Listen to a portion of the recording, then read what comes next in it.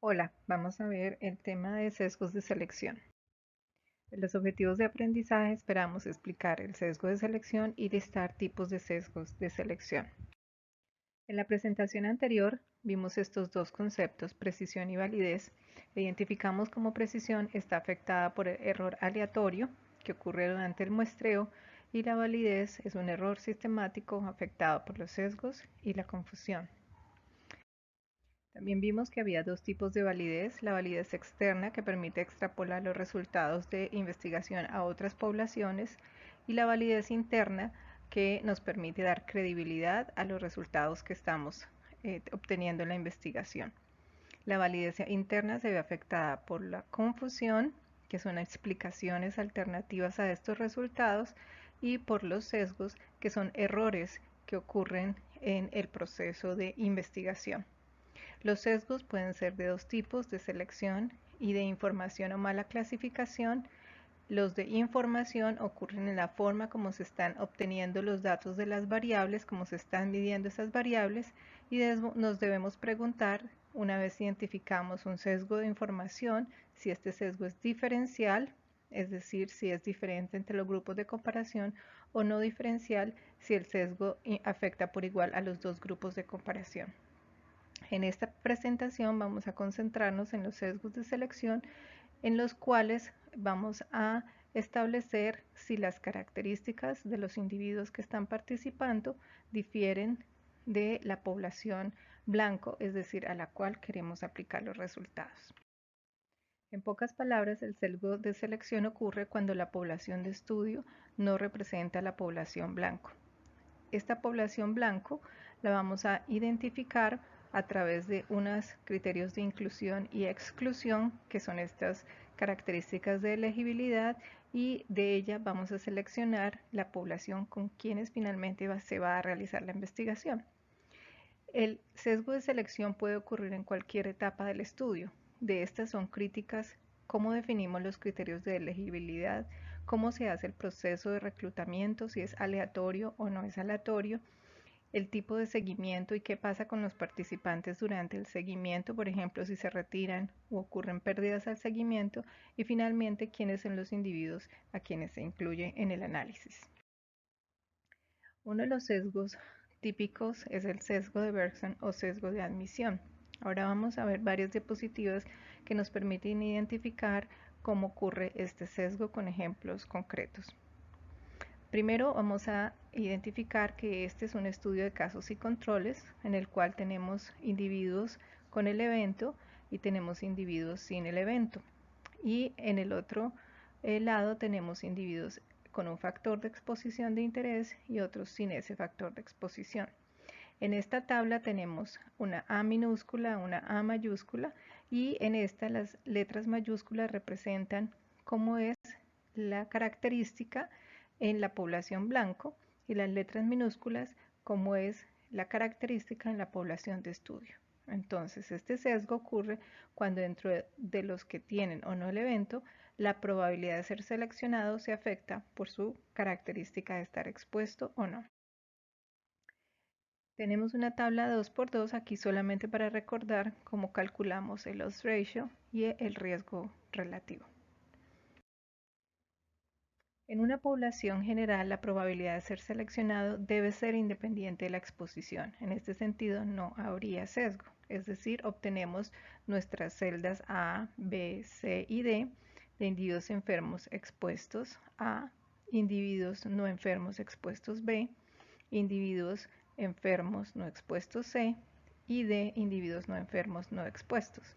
En este caso, los individuos que corresponderían a los casos enfermos tendrían la misma probabilidad de ser seleccionados independientemente de si están expuestos o no, e igualmente los individuos que serían controles no enfermos, B y D, tendrían la misma probabilidad de ser seleccionados independiente de su característica de expuesto o no.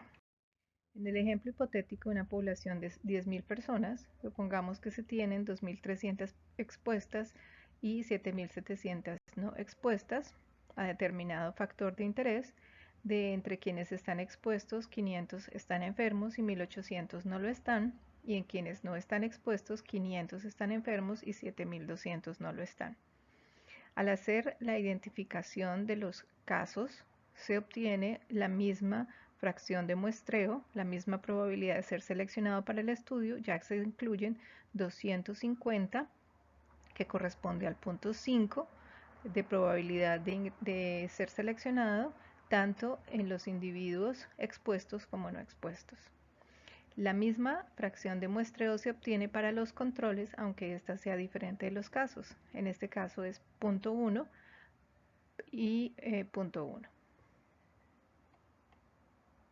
Al hacer la tabla 2×2, noten aquí en rojo la tabla 2×2 con los casos completos, es decir, el total de la población de enfermos expuestos, el total de la población de enfermos no expuestos y de los controles expuestos y los controles no expuestos, es decir, cuando sumamos los datos en rojo tenemos 1000 casos y 9000 controles, que equivale al total de 10.000 personas en nuestra población hipotética.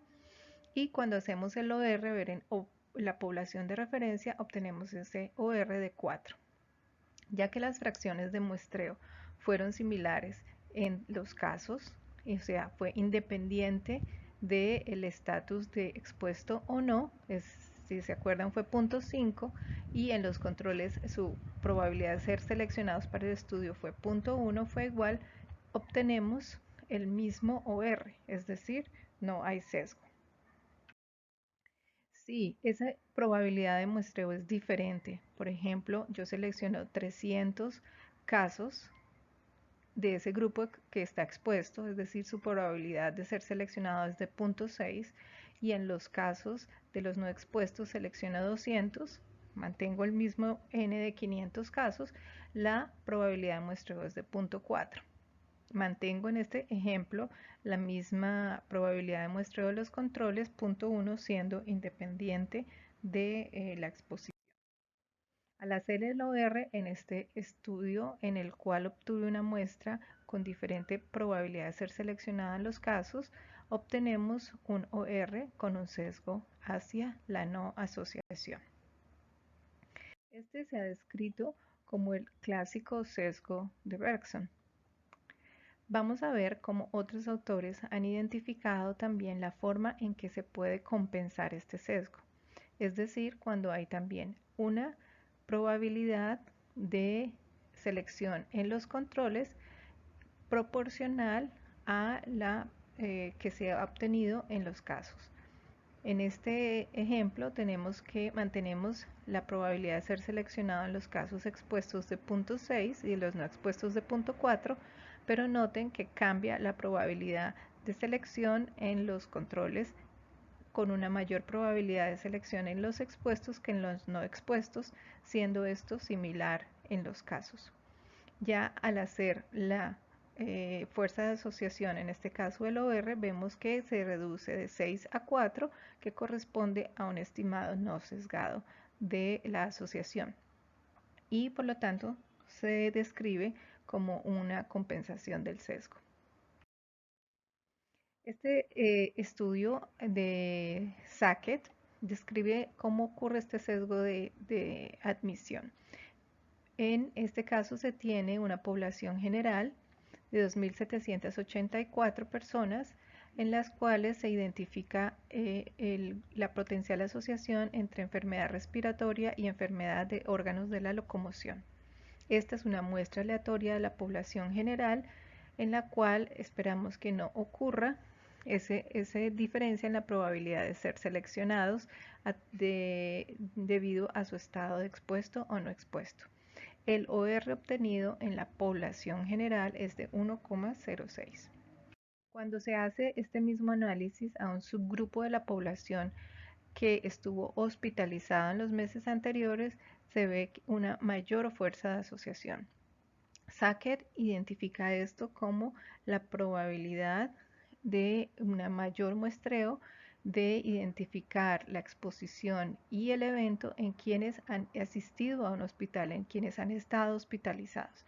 Es decir, que esta probabilidad de ser seleccionado como tener una enfermedad, en este caso de órganos de la locomoción, puede estar incrementado por el hecho de que las personas hayan estado hospitalizadas o asistan por haber tenido una enfermedad respiratoria. Entonces, este se conoce como el sesgo bersoniano o el sesgo de admisión. Este es el cálculo del OR y como ustedes ven aquí, miren la diferencia que hay en ese subgrupo hospitalizado de ser seleccionado con la exposición. Tienen 0.3 de probabilidad de ser seleccionados quienes están expuestos, mientras que los no expuestos tienen una probabilidad de 0.9 y no se alcanza con estas probabilidades en los controles a compensar por ese sesgo. De hecho, tienen una mayor probabilidad de ser seleccionados los controles quienes no han estado expuestos. Este sesgo ocurre eh, principalmente cuando hablamos de pacientes hospitalizados y con frecuencia los estudios de casos y controles los hacemos en pacientes que se encuentran hospitalizados. Una forma de prevenir o solucionar este sesgo de admisión es no haciendo estudios en pacientes hospitalizados y realmente tratar de hacer estudios en la comunidad sería lo ideal, pero pues tiene retos grandes, especialmente en términos económicos y logísticos. Por lo tanto, una forma de compensar el sesgo es seleccionando cuidadosamente los controles dentro del mismo hospital con una enfermedad comparable a la de los casos. También se pueden hacer controles diferentes, o sea, tener controles en el hospital y controles en la comunidad, de tal manera que nos permite identificar que tanto el hecho de estar hospitalizado puede estar afectando las estimaciones. También podemos seleccionar casos incidentes, son diagnósticos nuevos, individuos que no han estado previamente hospitalizados, y considerar la probabilidad de seleccionar según la exposición, es decir, que tanto nuestros casos pueden estar siendo seleccionados precisamente por esa exposición que, por ejemplo, hace que acudan con mayor frecuencia a una institución de salud y sean hospitalizados. Otros sesgos de selección incluyen el sesgo de sobrevivientes, también se llama sesgo de incidencia-prevalencia o Niemann, y ocurre cuando uno incluye en los estudios o realiza los estudios con personas que han sobrevivido a un evento y la exposición afecta la mortalidad. Principalmente ocurre en estudios transversales y de casos y controles.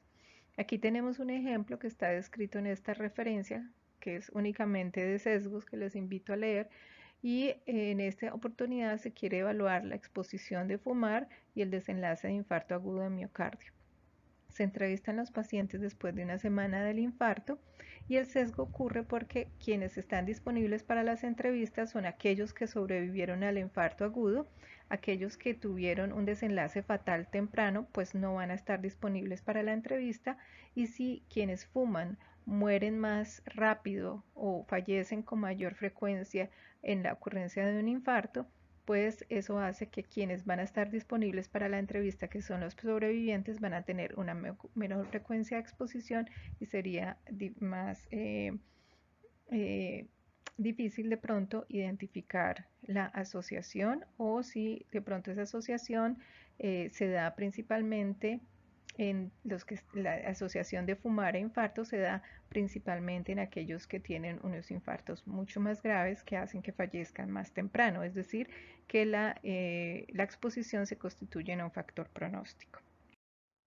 Otros sesgos de selección incluyen el sesgo del voluntario, de no respondedores, pertenencia a un grupo, detección de sospecha diagnóstica, remisión o sesgo de referencia, sesgo de acceso al diagnóstico, de control no contemporáneo del migrante, sesgo de autoselección, y están los sesgos de idioma y publicación en las revisiones sistemáticas.